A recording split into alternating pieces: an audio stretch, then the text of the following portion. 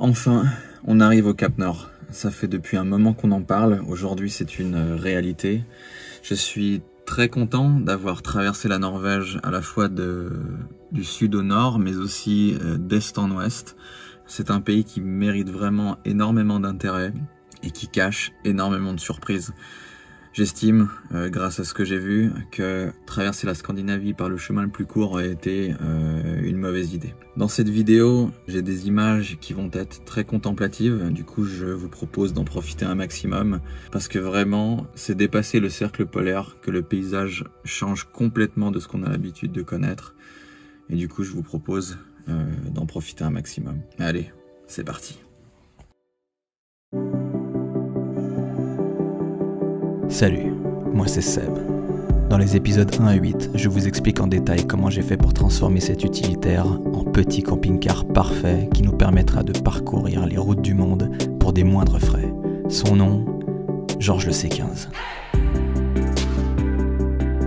Désormais, laissons place à l'aventure, mais avant ça, n'hésitez pas à vous abonner pour suivre et développer ensemble le projet de Georges le C15.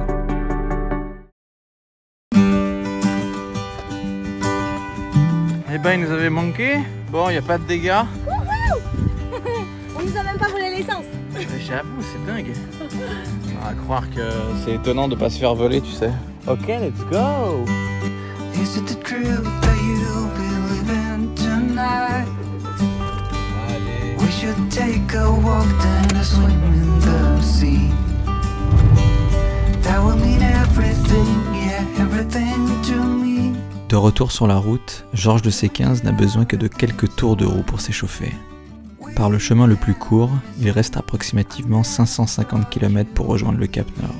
Sur ce tronçon, le paysage va complètement se métamorphoser, passant des fjords atlantiques recouverts de forêts de bouleaux pour enfin s'ouvrir sur de généreux espaces tapissés de toundra. But I see you, honey. This is in no way funny. We will find our way back together. Eh bien, bon matin, chers amis. Hier, comme vous pouvez le constater, nous avons trouvé ce petit endroit pour dormir au milieu de cette steppe de toundra au nord de l'Europe. C'est absolument somptueux. Encore un troupeau de rennes est passé cette nuit proche du C15, c'était exceptionnel. Donc là, on est sur le point d'atteindre le Nordkap, le point le plus au nord de l'Europe. C'est un point qui est accessible en voiture et le parking est payant. Nous, ce qu'on va faire, c'est qu'on va pas aller jusque ce parking-là. Par contre, on va s'arrêter un peu avant. Là, il y aura un parking et de ce point-là, on pourra rejoindre le nord.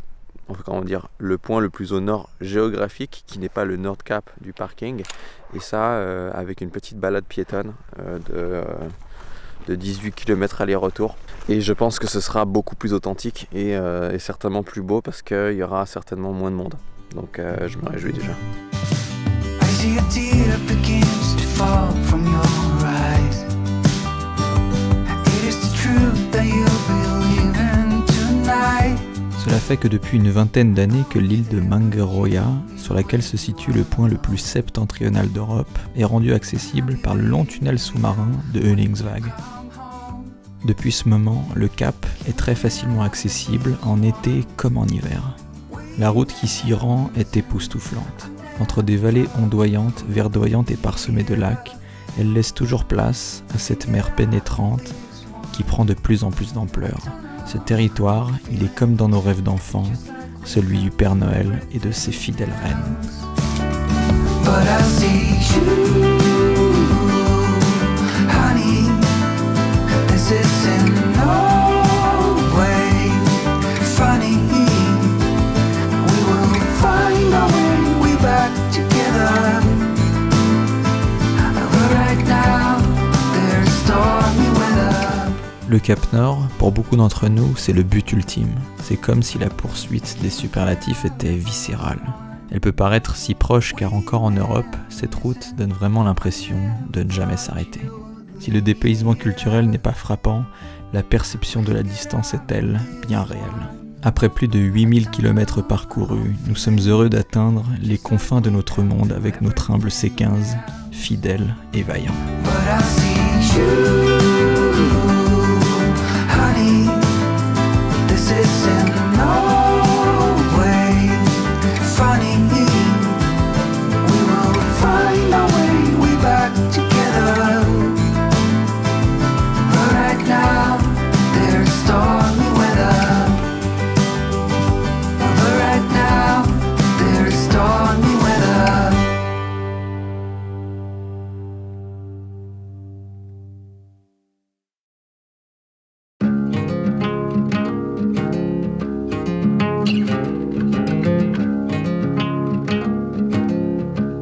Sous un soleil qui semble perpétuellement se coucher, ce territoire de lacs parsemés aux eaux turquoises, de vallées rocailleuses à la végétation rabotée par le vent, nous éblouit de ses dernières lumières avant la courte nuit.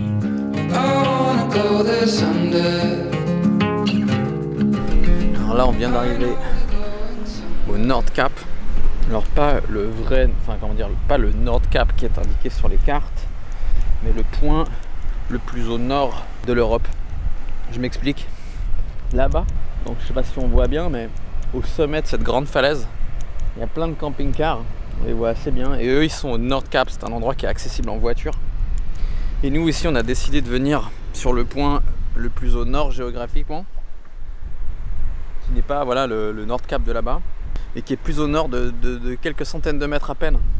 Il y a une petite randonnée qui nous a permis de venir ici, qui est une très très belle rando. Puis voilà, là, on est arrivé là.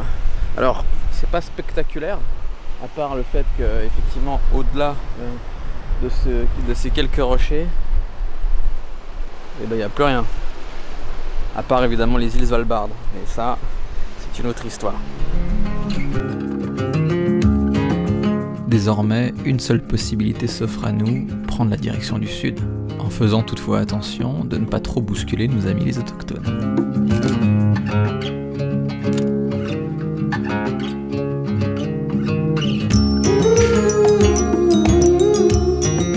Tournant le dos à l'océan Arctique, nous rebroussons chemin pour entamer notre retour sur le 46e parallèle.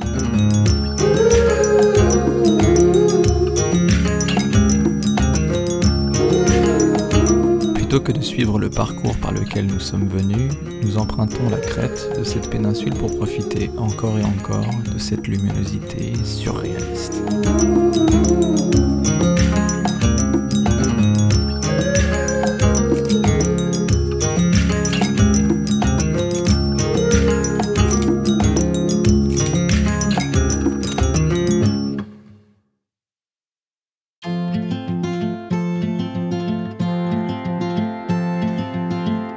Trying to wake up from a dream is harder than it seems. Grâce notamment à son poids plume, Georges le C15 nous permet d'accéder facilement à des recoins isolés.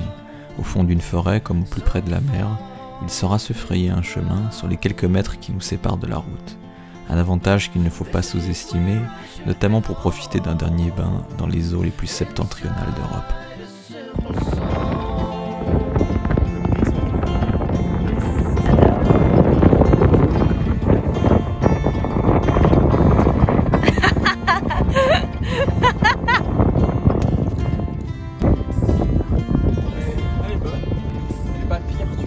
Ouais. On doit suivre le débile. Folkmeg, le débile. On est là, on est derrière le débile. C'est comme ça, hein. C'est la même chose dans la société d'ailleurs. I'm tired in oh so many ways. Been gone for 7 days. I don't know why I can't explain. My heart delivers pain. À ma connaissance, jamais Georges n'aura parcouru une telle distance. Depuis sa fabrication, il évolue essentiellement dans le territoire montagneux des Alpes suisses, ignorant la richesse et la diversité du monde alentour. Cette épopée est une sorte de voyage initiatique à la fois pour moi, mais aussi pour mon désormais fidèle destrier. À l'aise autant sur le bitume que sur les pistes, je réserve à Georges les plus belles destinations.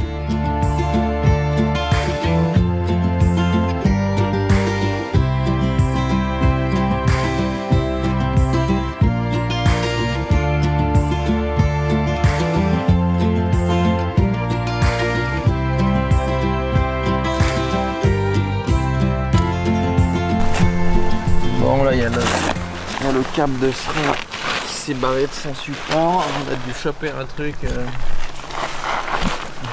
Heureusement c'est pas très compliqué. Clac. Bon, ok.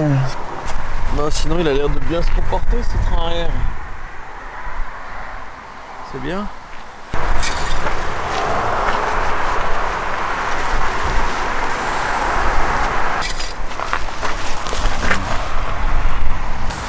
Nickel. Allez, c'est parti. Et la courroie est toujours en place.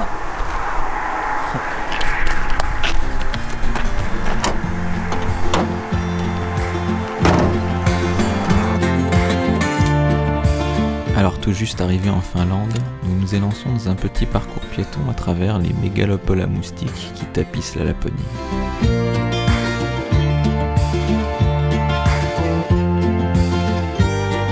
Ces marécages aux couleurs flamboyantes suffisent à nous laisser envisager les surprises que nous réserve celle que nous appelons communément la Terre des Mille Lacs.